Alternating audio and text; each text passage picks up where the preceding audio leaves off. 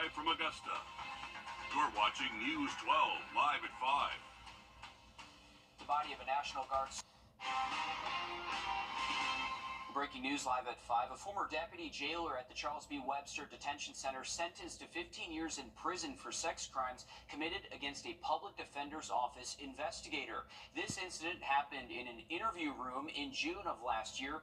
30-year-old Joseph Clark pled guilty to violation of oath by a public officer, criminal attempt to commit aggravated sodomy, false imprisonment, and sexual battery. After release from prison, Clark will have 15 years of probation.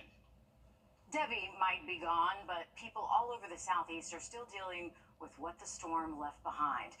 In Effingham County, just south of Strevin County, flooding only got worse over the weekend. Homes there surrounded by water, thanks to summer storms not even associated with Debbie. The last thing they needed was more rain. Across the rivers, soldiers with the South Carolina National Guard helped with rescue operations. Just outside of Charleston in Dorchester County, soldiers rescued 7 people and 2 pets from flooded areas over the weekend. Until only recently, some workers in South Carolina were being paid as little as 5 cents an hour, and it was legal. But after years of work, a law is now in effect that puts it to a stop. Our State House reporter Mary Green has the details. A federal law that's been on the books since the 1930s allows certain employers to pay workers with disabilities less than the minimum wage. But South Carolina is now the 13th state in the nation to abolish this practice. If you're making sub-minimum wage, less than minimum wage, then you're going to be on some government assistance programs. You're going to be in poverty and really have no way out. Data shows that just a few years ago, around 4,000 people in South Carolina were working in what are known as sheltered workshops and other settings in which they earned sometimes mere cents or just a few dollars per hour. Governor Henry McMaster actually signed the bill, getting rid of the sub-minimum wage allowance into law in 2022. But for the last 2 years, a task force has been working to help thousands of people who had been working in these settings to transition into regular employment or other opportunities. That phase-out period just ended at the start of August, officially making it illegal in South Carolina to pay a worker less than the minimum wage. We still have work to do. We still have challenges to address, but this is a very big deal for people with disabilities in South Carolina. And as part of this law, a new Employment First Commission will soon be established to continue the task force's work and to help more people in South Carolina with disabilities work toward employment. Reporting from the State House, I'm Mary Green. Disability advocates say since South Carolina passed this law more than 2 years ago, more states have also enacted legislation to end sub-minimum wage in their states. Well, bugs are almost impossible to escape in Georgia. After the break, Atlanta's new title as the buggiest city in the nation and how you can cut down on the pest here at home. Riley? Well, we do have a low severe weather risk heading into our Tuesday, but luckily by the middle of the week, our high temperatures do drop off below normal. We'll have a full look at the forecast coming up. Time and Temp, brought to you by your First Alert weather team. Thanks, Riley. Georgia's capital city was just named the buggiest city in America. And as we all know, it's not just Atlanta that deals with these pests. Yeah, we might be pretty close to them. Joshua Skinner tags along with Georgia pest control companies to help you find ways to escape the swarm. August means peak bug season. It's got to be a 9 or a 10. It's brutal. Tuxedo Mosquito Control and Robert Pittman are super busy. Nothing is peskier than the mosquito. The mosquito is actually the world's deadliest animal.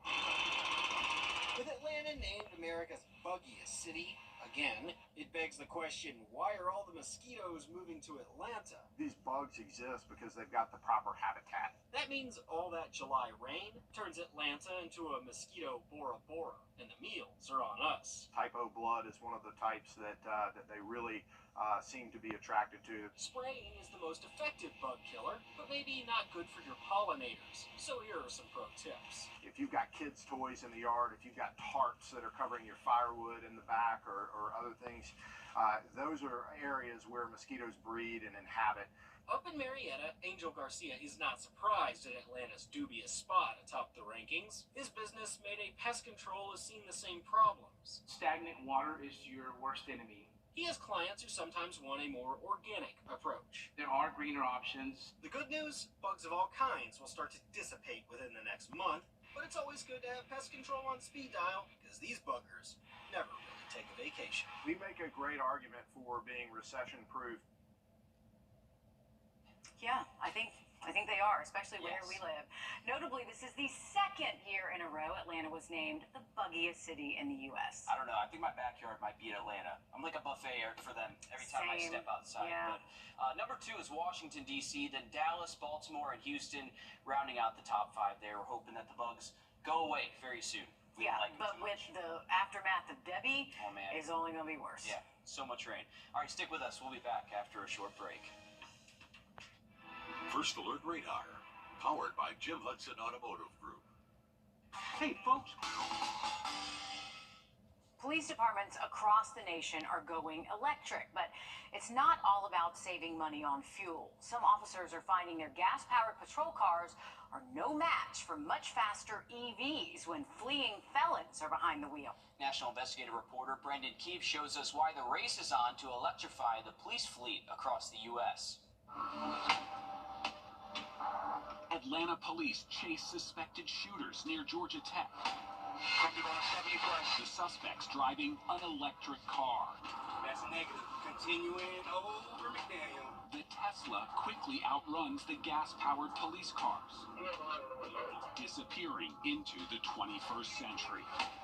If not for the police helicopter and impact with another car, the suspects might have gotten away.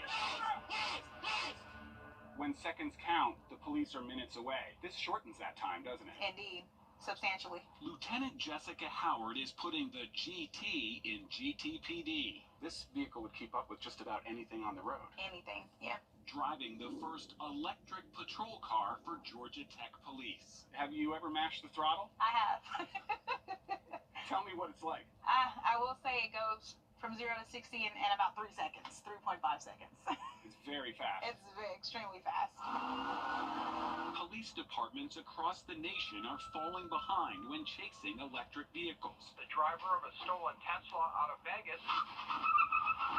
The instant power of the electric motors is no match for the fastest internal combustion engine patrol cars. This standard production car is twice as fast as the most popular police pursuit vehicle.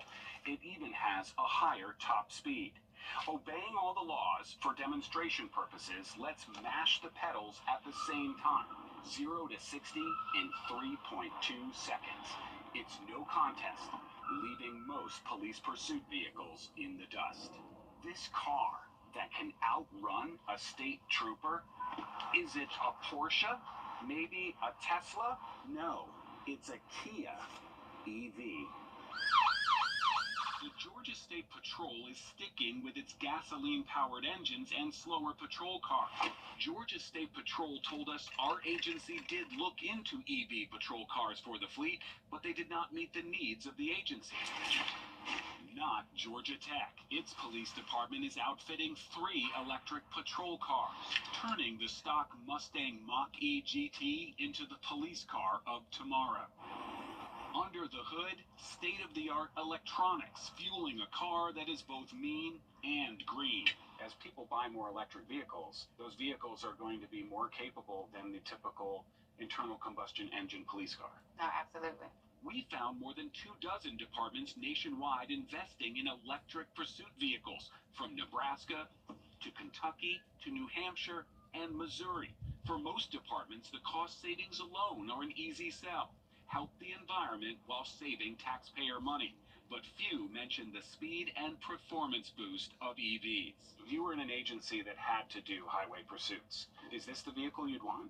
I believe this would be a great vehicle to have if you're engaged in highway pursuits. Again, just because of the speed, just because how quickly it can get to that speed, this vehicle would definitely be my go-to if I was doing highway pursuits. saving gas when they hit the gas, saving seconds when seconds count.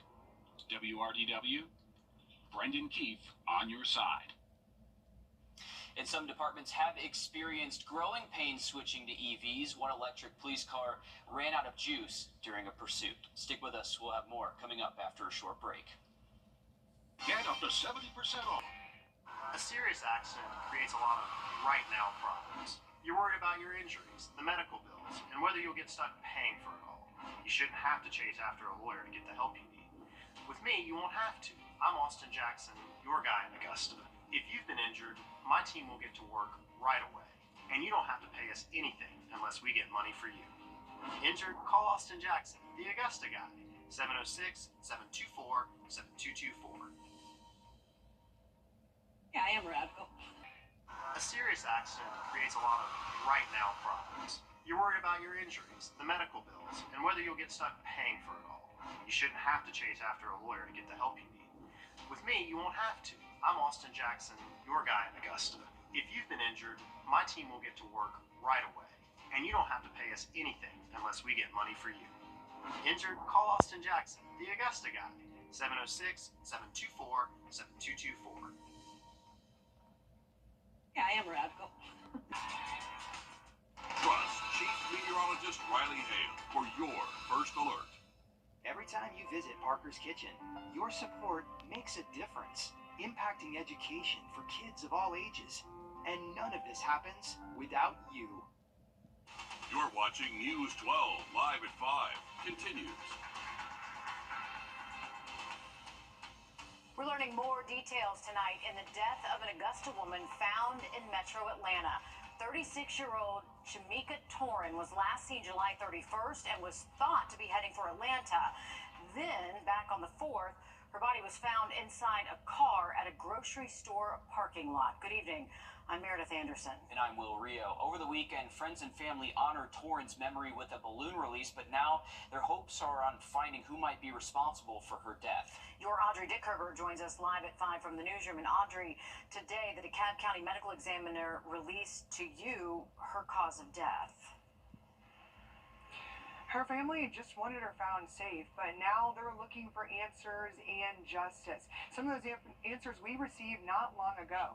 The DeKalb County Medical Examiner's Office says Shamika Torin was killed by a gunshot wound to her chest.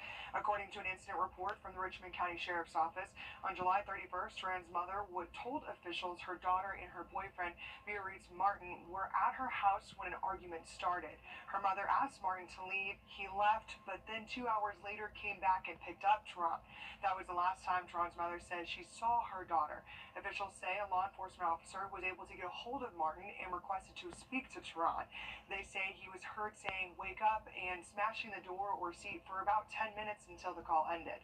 Less than a week later, Shamika Torin was found dead in a car around Atlanta. Officials tell us they are unable to identify any suspects at this time.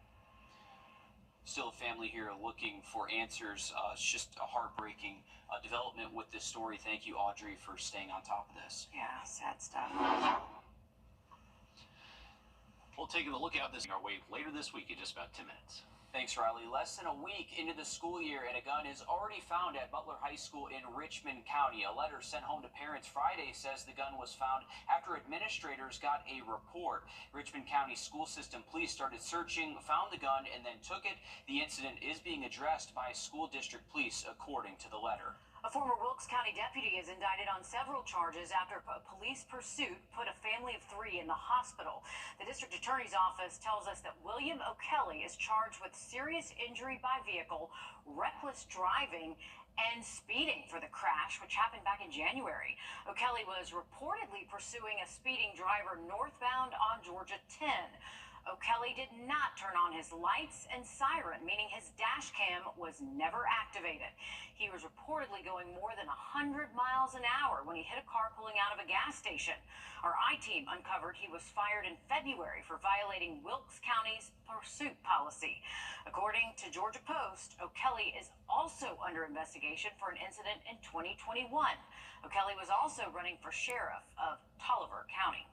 Road closures remain in Bamberg County after Debbie dumps a torrential amount of rain in our area. Our first alert weather team tracking more than 10 inches of rain dumped in some areas, but the rain collecting in places reached 2 to 3 feet, turning yards and roads into rivers and lakes.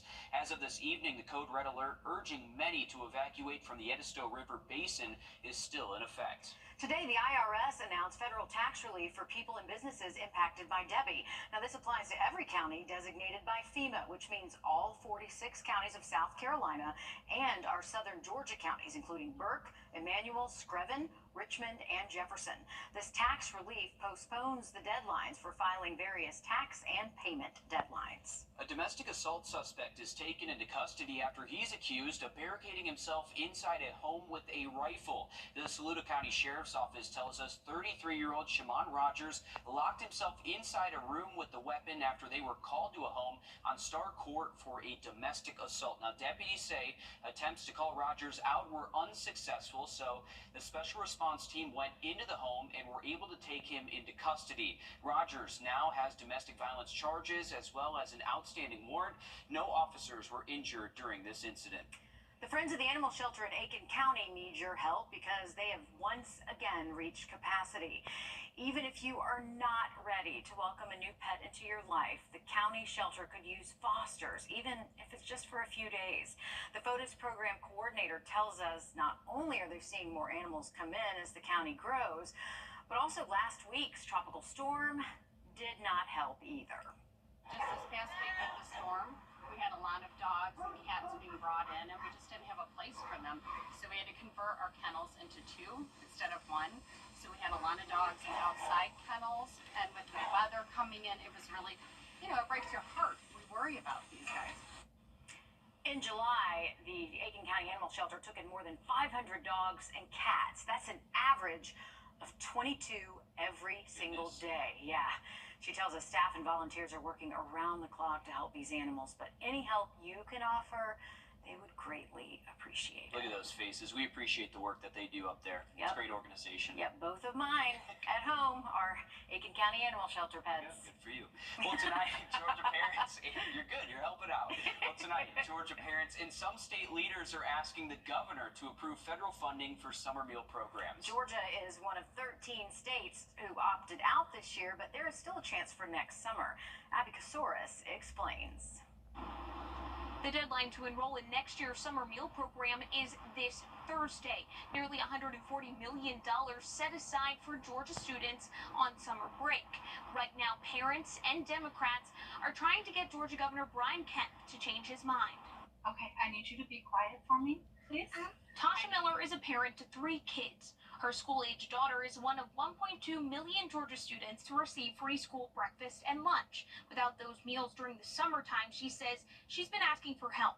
We're utilizing a food pantry right now, and we are able to go once a week. I know a lot of food pantries don't have that option. Sunbucks is a federal program offering students who already qualify for free or reduced lunch during the school year $120 per summer. Miller says it means she could afford to buy more meat and produce for her family. She signed a petition with more than 3,000 other parents, calling on governors in holdout states to approve the funding. Democrat leaders writing to Georgia Governor Brian Kemp to urge him to do the same. In July, Kemp's office sent us this statement defending his skepticism of the program, citing concerns over the lack of nutritional requirements and a lack of fiscal sustainability. And all we're asking is that you put our kids and our families first. Georgia Democrats holding a virtual call tomorrow, trying to put more pressure on the governor. In Atlanta, I'm Abby Kasoris. Thanks, Abby. A heads up for drivers in North Augusta tonight from 11 o'clock to 7 tomorrow morning. Bluff Avenue between Center Street and West Avenue will be closed. That's right next to the municipal building there. The red part you see on your screen is that road closure. Also happening in North Augusta, the Greenway is currently closed from Martintown Road Bridge to Knotty Pine Road. This closure will last through Friday so crews can remove tree roots that have broken through the asphalt and are now a tripping hazard. One Georgia biker is nearly finished with a 7-week, nearly 4,000-mile-long trip, but he's not doing it just for fun. Still ahead, the cause he's working to raise awareness for. Riley? It's going to be cool to hear about his journey. We also have the chance for maybe a few severe thunderstorms Tuesday before some nicer weather shows up later into the week. We'll have that full forecast coming up. Time and temp, brought to you by your First Alert weather team. Join us right again by the weekend. For tomorrow, just keep an eye to the sky if you're going to be out and about later into the day. It does luckily look a little bit drier Wednesday through the weekend. All right, thanks for that, Riley. A Georgia biker has nearly completed a 7-week cycling trip, totaling nearly 4,000 miles. It's all to honor his late father and to raise awareness for frontotemporal dementia, which claimed his father's life. Blake Devine has more on why biking across the country was his answer to bring about change. I've gone through Oregon, Idaho, Wyoming, Colorado, Kansas, Missouri, Illinois, Kentucky, Tennessee, Alabama, now in Georgia, and then South Carolina next. Spencer Klein isn't an avid biker, but this summer he's been cruising the country on a mission. Years ago, the Atlanta native lost his father Larry to frontotemporal dementia, a hereditary disease difficult to diagnose. Klein is hoping his journey from coast to coast will raise awareness to find a cure for FTD. Doing this so other families don't have to go through what we went through with such a long time to get an accurate diagnosis and going through multiple misdiagnoses. He's had some hurdles, including a chaotic crash in Idaho to avoid running over a furry friend. A dog ran out in front of me and caused me to fall and break my wrist, so put a delay in the ride. After a successful surgery, Klein was back on his bike a week later. Now, he's in the home stretch, already surpassing a $50,000 fundraising goal. Seeing the amount of people have donated, $20 up to $10,000, it's been breathtaking. Saturday, the 25-year-old pedaled to his home here in Atlanta. A very special moment after 7 long weeks on the road. Coming in and seeing the skyline, I was like, wow, I made it. It's crazy being back in the city that I flew out of a month and a half ago to get to Oregon, and now I'm back and only have a week left. As of today, the fundraiser has exceeded its goal of $50,000. The ride will end when Klein reaches Charleston, which is expected to happen by the end of the week. For some of us, the best thing about an alarm clock is the snooze button. But what about those mornings where you just have to wake up on time? I'm Jamie Tucker, coming up with a smartphone app that'll get you on your feet. First Alert Radar, powered by Jim Hudson Automotive Group. You still heard lies. Back to school season means back to routines after a summer of vacations and easier work schedules. Waking up on time can be a real piece of work. Easier work schedules? I do not know what he's talking about. It's not happening here. Smartphone alarm clocks are convenient, but it can be too easy to hit snooze. Our consumer tech reporter Jamie Tucker has a solution. What the Tech, sponsored by Augusta Preparatory Day School. It's easy to ignore the alarm clock. You just hit snooze. But you wouldn't ignore a phone call, would you? That's the idea behind this app called a wake-up call. Wake-up call is a lot like the phone calls you can request in hotels. Instead of calling down to the desk clerk, you set the alarm yourself within the app. It's so simple to use, you'll get it on the first try. The screen is just one page. You're not required to get an account. You just pick the day and the time and enter your phone number. Rather than just another alarm clock sound, you get a phone call. A person, actually a bot, will then tell you it's time to get up. Rise, rise, and shine, sleepy head. Get up. You can even tell it what to say. There's no snooze button, so you're less likely to roll back over and fall asleep. You might want to put the phone a few feet away from the bed, though, just so you'll have to get up and answer. And it will ring until you pick up.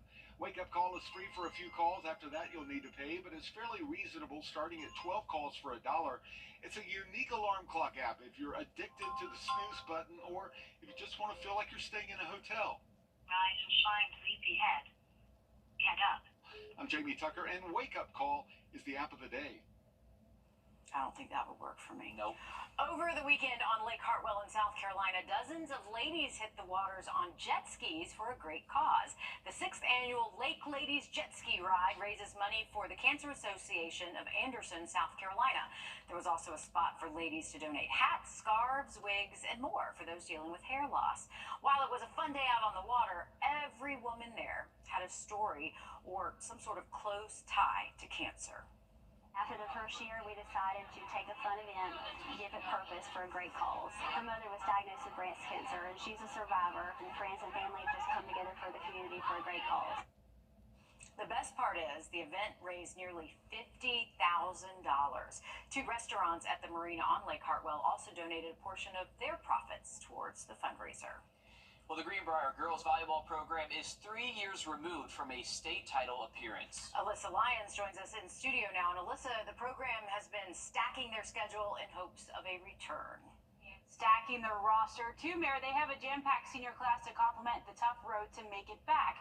Greenbrier's non-region schedule is loaded with top-tier programs in and around the CSRA. You name it, Fox Creek, ARC, North Augusta. I wouldn't count out Harlem and Hallelujah either. The Pack has 7 seniors. They know what it takes to make it to where they want to go. They were freshmen when they last made it to state. I think this year we just need to play together and work together. It's a completely new team, to be 100% honest. We lost a lot of seniors last year. So this year we're just focusing on working together and playing really smart and scrappy. I feel like this year we have the players to be able to compete and to be in that range or go head-to-head to make it to the state. All right, find out why Daniela is calling it a total fresh start and why Coach agrees. Coming up all new on News 12 at 6 p.m. Got to fit high school football in where I can. Don't forget about the game of the week. You get a couple of great options there.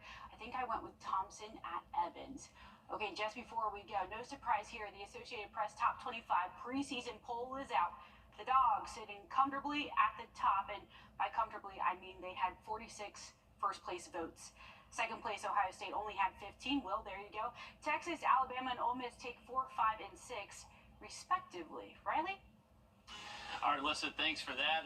Tough being a number 1. That means there's only one place to go once you're there. So we'll see how it plays out. Was South Carolina on that list? Well, no, they were not. I'm sorry about that. That's tough. Tough for the Gamecocks. But Man, I'm ready for football. so close, so close. Hey, we got a chance for maybe a few storms tomorrow, but drying out as we get later into the week. Another quick look at the forecast just after the break. We all know Medicare is confusing, but if you're a veteran, it can be even more complex. Our team has helped thousands of veterans coordinate their Medicare with VA benefits, Champ VA, and TRICARE for Life. Don't wait until you're 65 to call, or u64.com. After meeting with Austin, I felt really reassured that we made the right decision. We could kind of focus on recovering while he handled the legal side of things. The law firm makes me feel like I'm part of their family. They were very good, professional. The settlement that I received was life-changing. They took all the pressure off. They said they will handle everything. I was told we don't want you to worry about this. We have this for you. Get Austin Jackson, the Augusta guy. Yeah, I am radical. Brett, what are you doing? Laminating some stuff. First off, pretty sure that's a federal offense. And second, that's for our customers to laminate their Medicare cards when they come in for a commitment-free consultation. My bad. Or u64.com.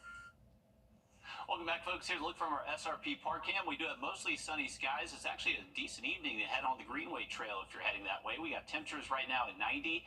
Feel like temps around 95, so still some humidity out there. But you can see as far as our skies go, more sun than cloud coverage. So I would say our storm chance is looking very low for most of the CS rate. Current scans of our radar network showing just some outside rain outside of the CS rate, but not really too much of an issue for us. Heading out to the bus stop tomorrow morning, we'll be in the low 70s. It's later tomorrow afternoon heading home from school. You may have to dodge a few showers and thunderstorms, but it's really just Tuesday. We have that worry for some decent rain, but once we get later to the week, Wednesday, Thursday, Friday, a little bit drier and cooler than average. All right, thanks, Riley. Stick with us. We have much more news, weather, and sports coming up after a short break on News 12 at 6 o'clock.